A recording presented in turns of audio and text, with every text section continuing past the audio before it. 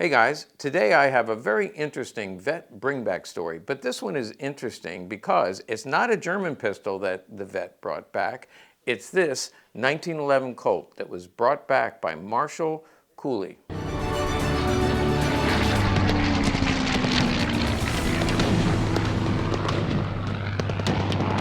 Here at Legacy, we certainly get plenty 1911 Colts that were not reworked, brought back by vets, but we almost never have any identification to a soldier.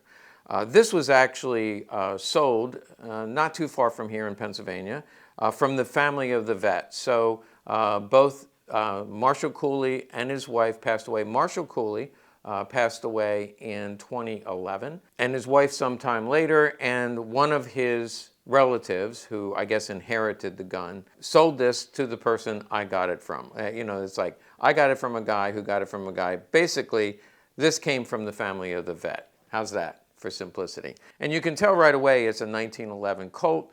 I'm just going to show you one gun, but it has some history to it, which I think is worth talking about. Comes in .45 caliber. All original configuration. Let's take a look at a close-up of some of the details. You can see reams of information came from the family, just original documents about his military service. He was in military intelligence. I know some people say that that's an oxymoron, but I'm not going to make that joke.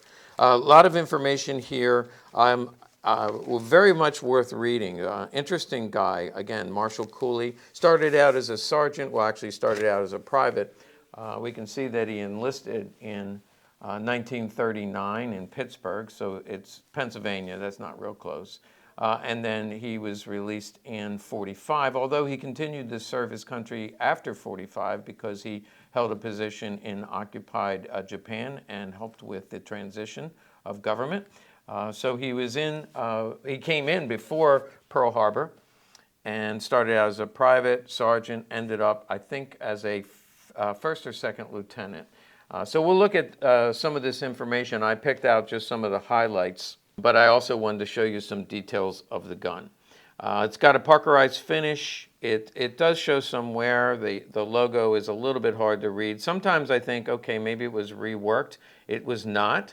If a 1911 is reworked, they almost always will have the initials of the arsenal where it was reworked. And that's usually right about here. Here's an example of something that was reworked, and it has, again, will have the initials of the arsenal where it was done. But what they all should have, if it was issued to the military, it will have the initials of the inspector. In this case, a later war, this is, from what I can tell, late '44, but all the way up to '45, GHD, which is Guy H. Drury. His initials will be here, and then earlier guns you'll have WB or RS. They're different inspectors. The last of the World War II inspectors was JSB, and those are fairly rare, and I think some of those are post-war. But anyway, we're looking at a gun from 1944. It was issued to him. A couple of the features, I already mentioned the inspector marks. It also has a P proof here. There's a P proof on top. We're going to take a look at the barrel. There's a different proof mark there. Your serial number, and again, there's no arsenal rework marks. Also, there should be a cartouche. They are often poorly struck. This one is poorly struck, but you get, and here's an example of a poorly struck cartouche, but they should have that. Now, of course, they were also made by Ithaca, Remington, Union Switch, and of course everybody knows about the rare Singers. The Colt grip, the plastic grip from World War II, will have a large reinforcement, larger ring. Here's an example of the smaller ring, and the other makers used a smaller ring. Colt comes with a larger ring. Those little details for collectors can become a big deal. This shows almost no wear here, and the mainspring housing, usually checkered. Here's an example of, with Colt, they're normally checkered, but toward the end of the war, they could also be ribbed. So you'd see checkered, and late war would be ribbed. The other detail that you really need to pay attention to if you're purchasing collectible 1911s is you have to check out the barrel. Okay, I'm going to show you the barrel, but before I do, this is a World War I magazine. Will have a dual tone as an example there, and it has to do with the hardening of the lips, we'll call them. In World War II, it should be completely blued, and then there's usually a maker mark here. This one is S, Scoville, but they can also be R or L. Those are the different makers from World War II. So this is a World War II magazine. On the frame, the feed ramp should be polished. If it was reparkerized, that'll be dark, but you can see here that it is still polished, and that would be original condition. So we know that this is the original parkerized finish. I already mentioned the grips. And then finally, the barrel needs to be checked because these are often upgraded, meaning after they were shot a while, people would buy the new barrel. The original barrel will say Colt 45 Auto right here. And also we'll have a P-proof right there. So the P-proof, remember I had a P-proof on the slide, on the frame, P-proof on the barrel. Now the other makers, they would sometimes use high standard, HS marked, or F for Flannery barrel. And yeah, they're pretty, when you're trained in the military, you can take these, you actually do take them apart with your eyes closed. So they did often swap the barrels, and so if it has the wrong barrel, many collectors will look for the correct barrel, and I don't blame them. I do the same thing. When we try to sell a gun with the wrong barrel, it does hurt the value, so if I can find the right barrel, that's the big plus. One other fact is the barrel is blued, not parkerized. So you can see this has a blued finish. If it's parkerized, it was again redone later. There's the bluing, and there's the parkerized finish. So this is blued, it is Colt marked, and the earlier ones will have a G on the bottom, small g or large G. This one you can't see it, but there's an F, which is a correct proof for a later barrel. So that's a little bit of detail about the gun. Let's talk a little bit about the paperwork, because otherwise this is just a 1911 Colt that was carried in World War II, was used in the Pacific Theater, and carried by a second lieutenant, Marshal Cooley. You can see his name large here. Now, let me go through some of this paperwork because it has an interesting story that comes with the gun. Okay, I already talked about his enlistment, and then here is a recommendation because he conducts himself above reproach. He's superior intelligence. That's what I want to focus on. This guy was really smart. By the way, here's a picture of him so you get a visual image. There's Marshal Cooley Jr. That was after the war. He became a corporate executive. We'll talk about that in a little bit, and that was 1959. But here they talk about his honesty, his integrity, and his intelligence. And because of his intelligence, he was recommended in 43 to go into military intelligence. He also, on his own, learned Japanese. Now, that's no easy task. He learned Japanese, and here's a letter in 1943. I'm going to read some of it. It's hard to read because of the transparent paper that it's on. Okay, so this is his commanding officer, who is a captain, and it's talking about Sergeant Cooley, who he learned Japanese on his own. So the regimental commander found it advisable to question the prisoners before sending them to the rear. The prisoners taken spoke little or no English, so the use of an interpreter was necessary. Technician 4th grade Marshal Cooley Jr. was called upon, along with his other duties on these occasions, to extract information by questioning. By his intelligent use of the Japanese language, Sergeant Cooley was able to obtain satisfactory answers to practically all questions asked of the regimental commander. Sergeant Cooley showed a marked aptitude for persuading a prisoner of war to talk freely. He was kind yet demanding. Though not thoroughly versed in the Japanese language, Sergeant Cooley interpreted answers into information that was subsequently proved of value in the defeat of the enemy.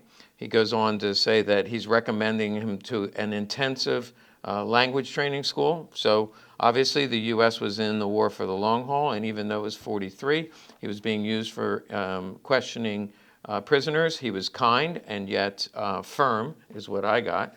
And he learned the language on his own enough to interrogate prisoners. So therefore, he was sent to an intensive Japanese language course. And you can see that was in 44. So from here, he went to Michigan, went to school, done in January of 45. Now, we didn't know the war was going to end in August. And so again, they're training him for the long haul. My dad was joined the service in 1945, and he was assuming he was going to be part of the invasion of the mainland of Japan, and that battle was expected to cost 1 million lives and extend the war into 1946. Of course, that didn't happen because of the atomic bomb.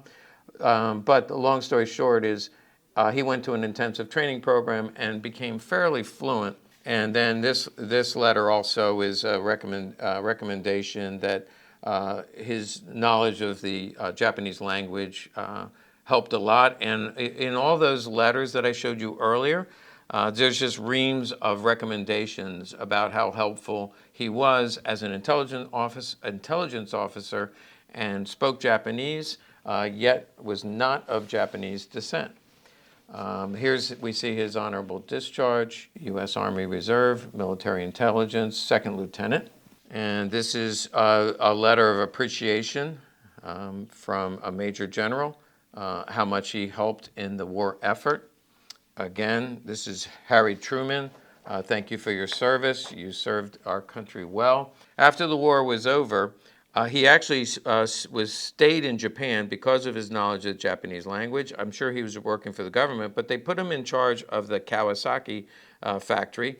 They were trying to get industry going again in Japan. They made scooters and cars.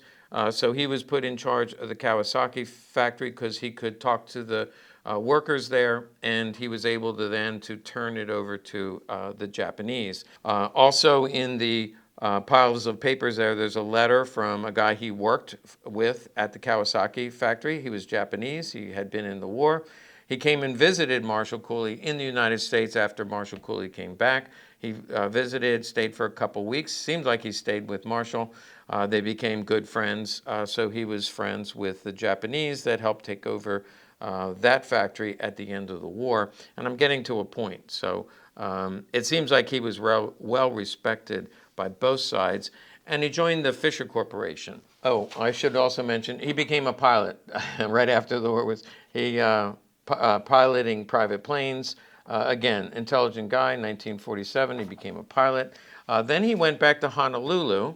I'm sure he had been there during the war, and he took over a leadership position at the Fisher Corporation. Although he was not he wasn't the executive director.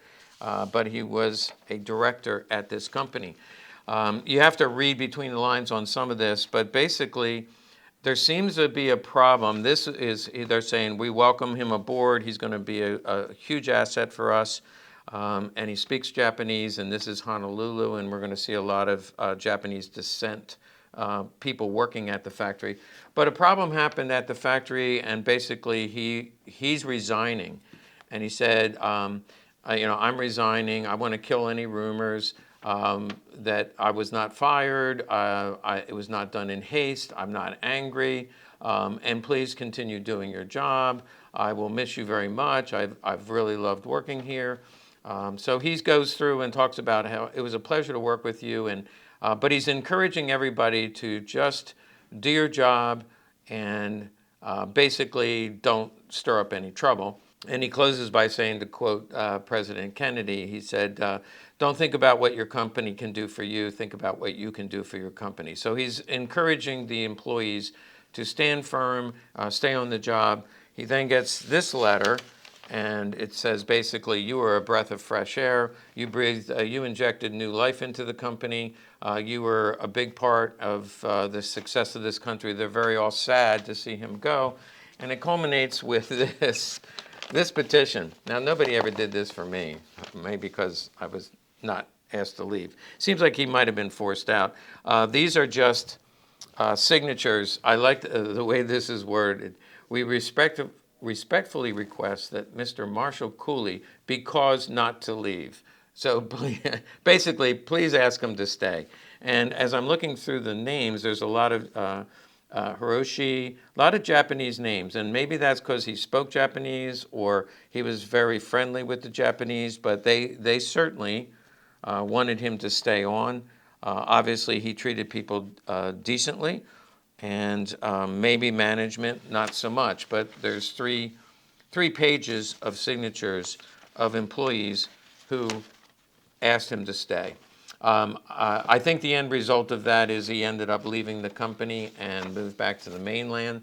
And I really don't have any other information other than he died in 2011. As always, I like to thank our vets for their service. In this case, a man who was in military intelligence, survived the war, served his country in other ways. If family members out there know more of the story, I really have lost the paperwork. I lose a trail up until his death. But if people have other information, I know he lived in the United States and not sure what else he did. But a man who served his country in many ways, including military service. We will be offering, I'm sure this particular 1911 Colt will sell very quickly, especially with the story that goes with it. But if you're looking for military collectibles like this one, you might want to check out our website. Thanks for watching. Make sure you like and subscribe to our channel because I have more really good videos coming up.